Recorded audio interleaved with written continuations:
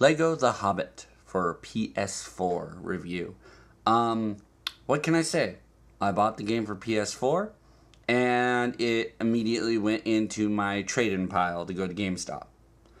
And you're wondering, well, why do that? Well, there's a lot of problems with this game.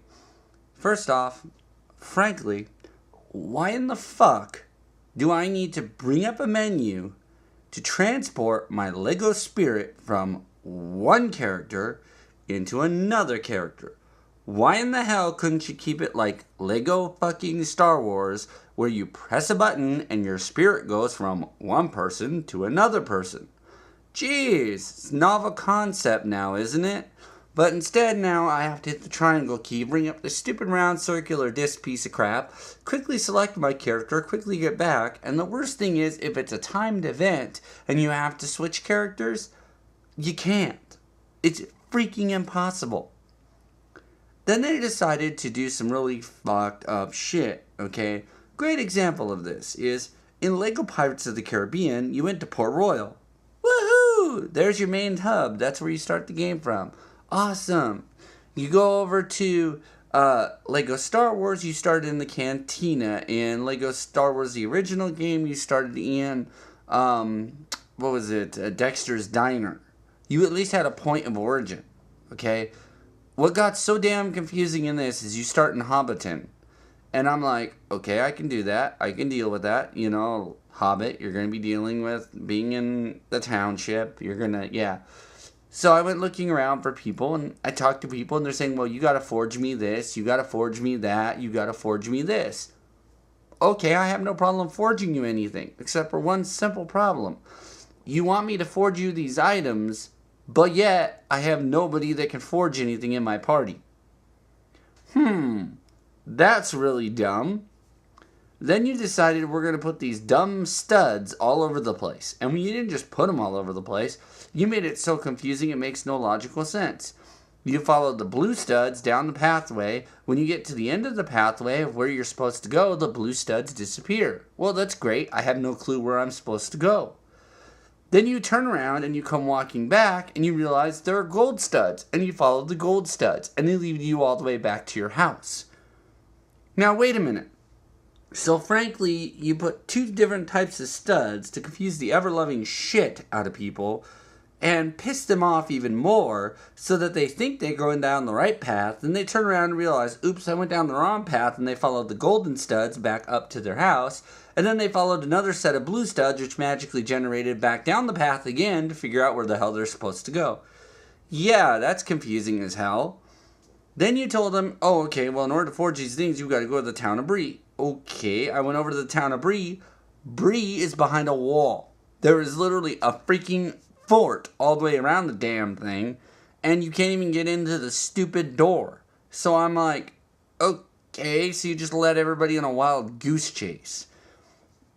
Then they decided, oh, well, if you walk up a path next to Bree, it gets to the next cutscene in your next mission.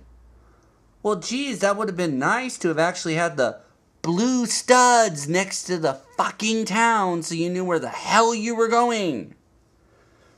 And this game kept repeatedly pissing me off. And not in good ways, okay? Then they decided, okay, we're going to give you finally somebody that can mine stuff. After you go to the cutscene past Bree,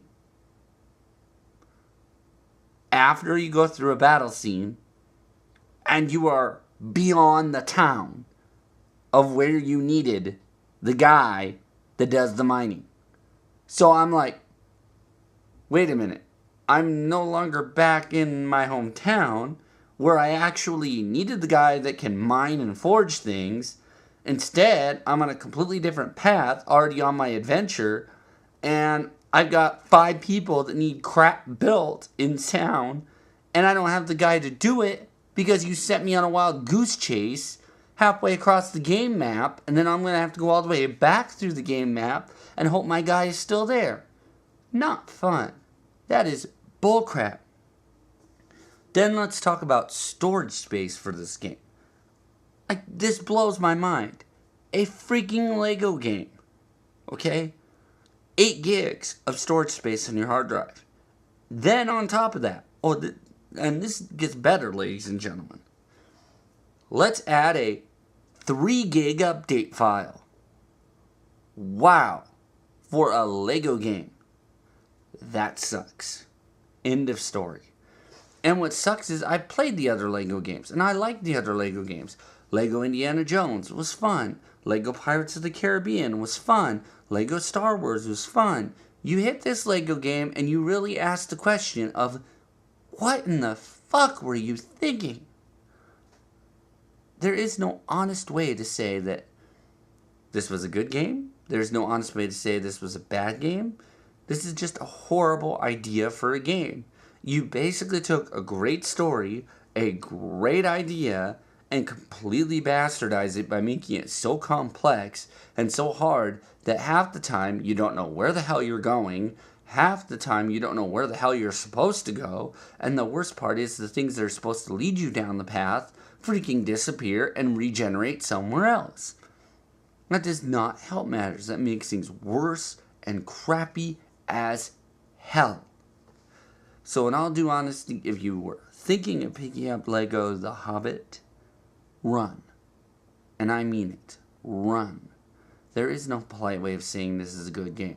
This is a game where basically the expressionary term is run for the hills and run with your hands over your junk come to mind. Because this thing will kick you in your balls every damn step of the way. Not an impressive game. So, this is my review for Lego Hobbit. Hell no. Hell no.